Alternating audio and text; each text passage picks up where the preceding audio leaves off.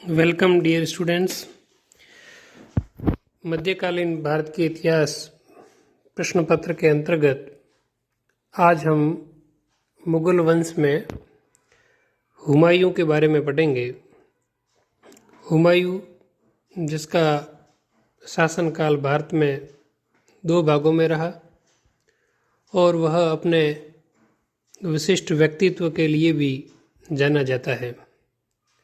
तो आइए आज अपना टॉपिक शुरू करते हैं, हुमायूं और मुगल राजवंश में उसका महत्व। भारत में मुगल वंश की स्थापना बाबर ने की जब उसने पानीपत का युद्ध जीत करके इब्राहिम लोदी को दिल्ली की राजगद्दी से हटा दिया और यह घटना हुई 1526 ईस्वी में। बाबर ज़्यादा समय तक भारत में राज नहीं कर सका और 1530 ईस्वी में उसकी मृत्यु हो गई। जब बाबर की मृत्यु के बारे में एक किंवदंती आती है कि हुमायूं बहुत बीमार था और बाबर ने यह इबादत में मांगा कि मेरी उम्र है वो हुमायूं को लग जाए, तो कहा जाता है कि बाबर की मृत्यु हो गई और हुमायूं स्वस्थ हो गया। तो हुमायूं है वो लाडला ज़्यादा था।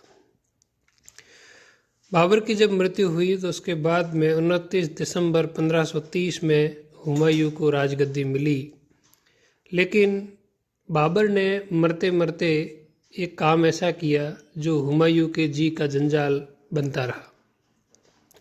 बाबर के कुल 4 पुत्र थे, हुमायूं, कामरान, अस्करी और हिंदाल। हुमायूं सबसे बड़ा था और उसे उत्तराधिकारी तो नियुक्त किया, साथ ही बाबर ने अपने भाइयों के बीच में साम्राज्य को लेकर के कड़वाहट न पैदा हो इसलिए पहले से ही साम्राज्य का विभाजन कर दिया और उस विभाजन में अस्करी को संभल का प्रदेश, हिंदाल को मेवात का प्रदेश और कामरान को पंजाब की सूबेदारी दे दी गई।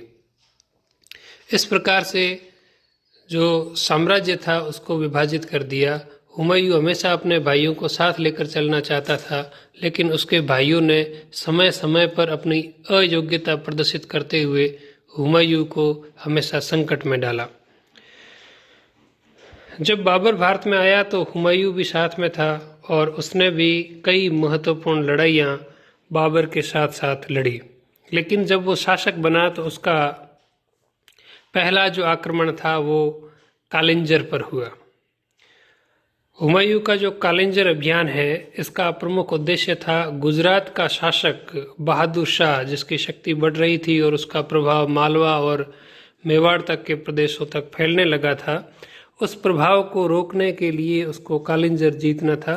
इसलिए हुमायूं ने वहाँ पर आक्रमण किया और जब वहाँ पर वो कालिंजर के किले पर आक्रमण करने के लिए गया हुआ था तभी उसको एक सूचना मिली कि अफगान महमूद लोदी, जो कि पानीपत के युद्ध में हार करके और बाद में गागरा के युद्ध में भी जब हार गए अफगान, तो वो बिहार और बंगाल में जाकर के छुप गए थे।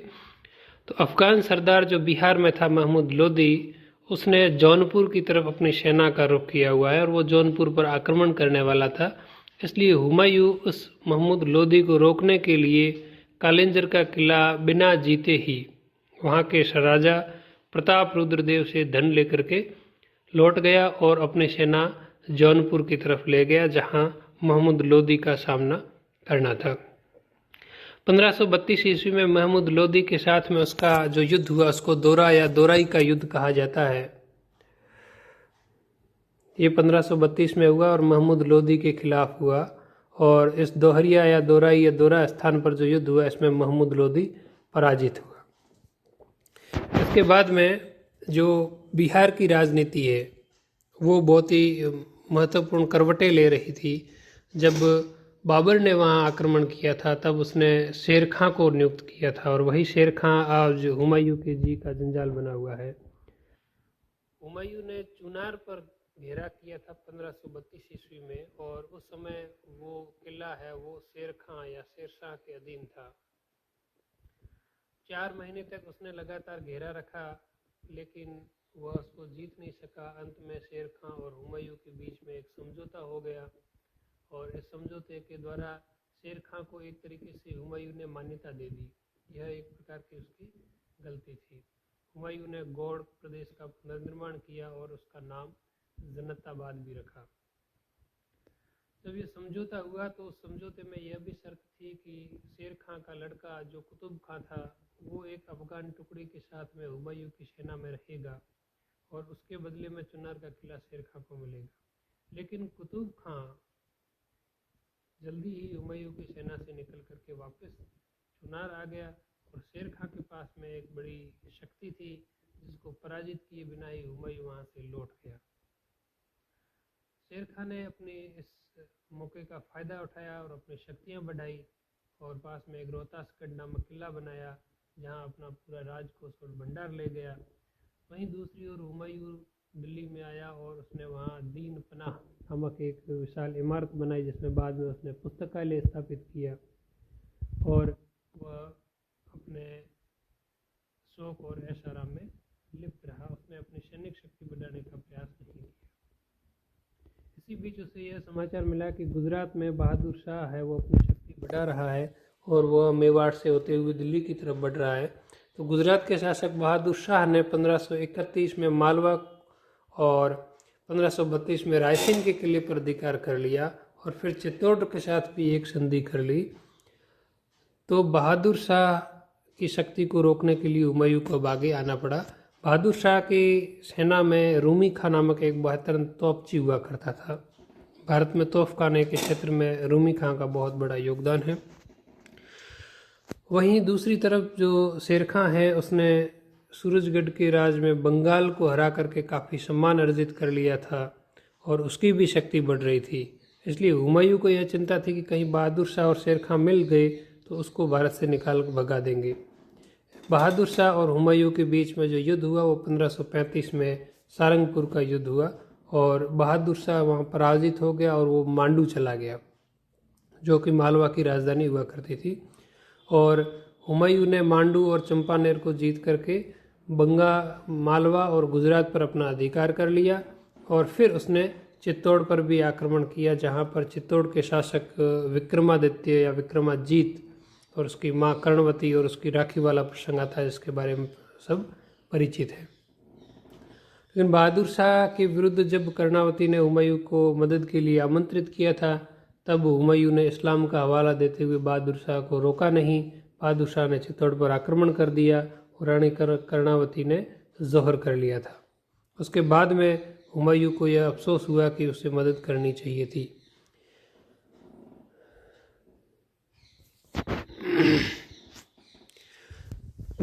बहादुर शाह जो मांडू चला गया था वहां से बाद में उसकी हत्या पुर्तगालियों ने कर दी थी। अब जो हुमायूं का सबसे बड़ा संघर्ष है वो शेर शाह के साथ संघर्ष आता है। 1537 में हुमायूं ने पुनः चुनार के किले पर घेरा डाला क्योंकि हुमायूं की जो शर्तें थी शेर खां के साथ में उसको वो मानने से इनकार कर दिया। हुमायूं का जो लड़का था कुतुब खां उसने चुनार के किले को बचाए रखा और लगभग 6 महीने तक उस हुमायूं को वहीं पर रोक के रखा। तब तक बंगाल का अभियान करके गौड़ का जो खजाना है उसको रोहतासगढ़ के किले में शेर खां ले गया। तो जब तक किले को चुनार का जब तक घेरा रहा तब तक शेर खां ने अपना बचाव करते हुए अपने परिवार को सुरक्षित जगह पर ले गए। अब चूंकि चुनार का किला तो हुमायूं जीत गया था और वह गौड़ में 1539 तक रहा और जब हुमायूं ने बंगाल के गौड़ क्षेत्र में प्रवेश किया तो वो चारों ओर से उजाड़ था और जैसा कि मैंने आपको इससे पहले बताया कि फिर उसका पुनर्निर्माण किया गया, उसका नाम जन्नताबाद भी रखा गया। लेकिन हुमायूं के लिए अभी शेर खां बड़ी चुनौती थी और उसका अभी दमन नहीं हुआ है। वो अपने परिवार सहित रोहतासगढ़ में है। अब हुमायूं और शेर खां के बीच में असली संघर्ष शुरू होता है जो 26 जून 1539 को चौसा नामक स्थान पर हुआ जो कि गंगा नदी के तट पर स्थित है और हुमायूं इस संघर्ष में पराजित हुआ। चौसा के युद्ध में जब हुमायूं पराजित हुआ तो वहाँ से वह भागा।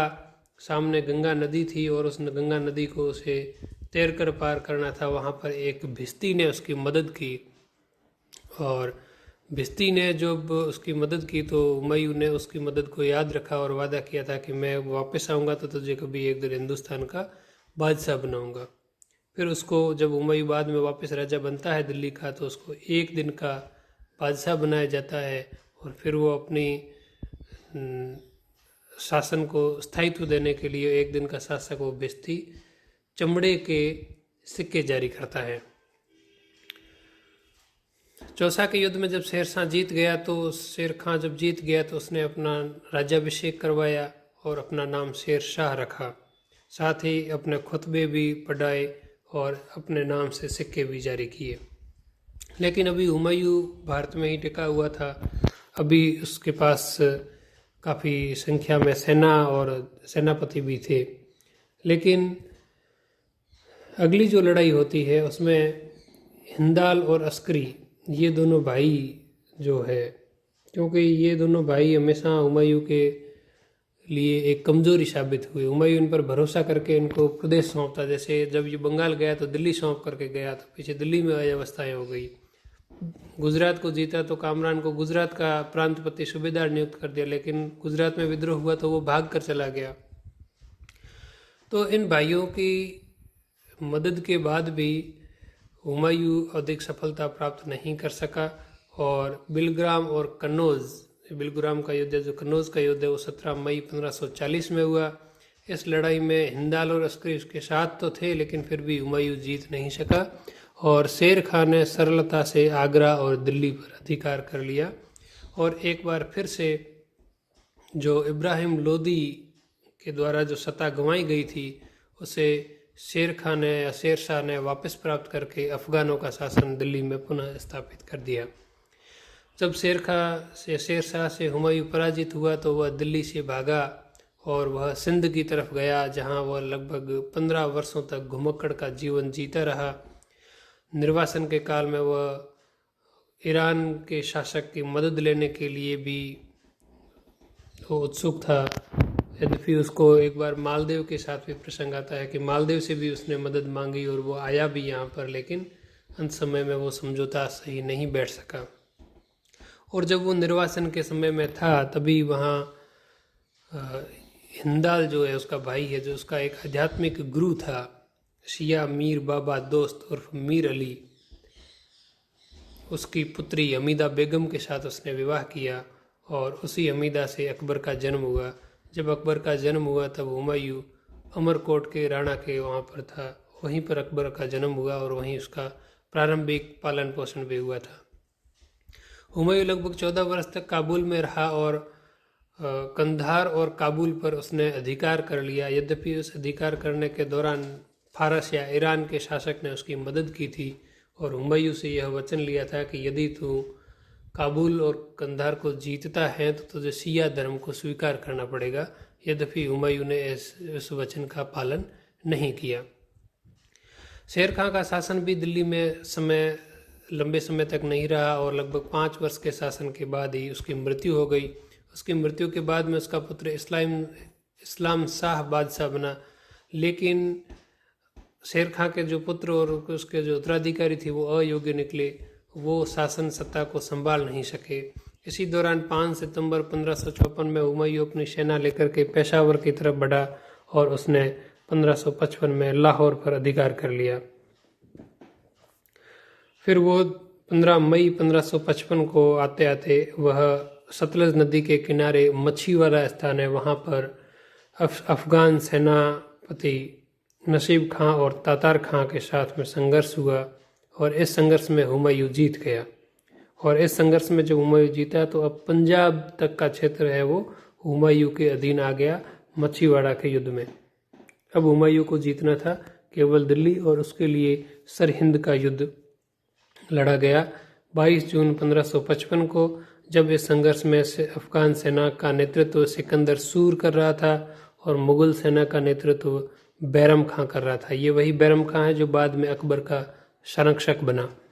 और इस युद्ध में भी अफगानों की पराजय हुई और 23 जुलाई 1555 को हुमायूं पुनः दिल्ली का बादशाह बन गया।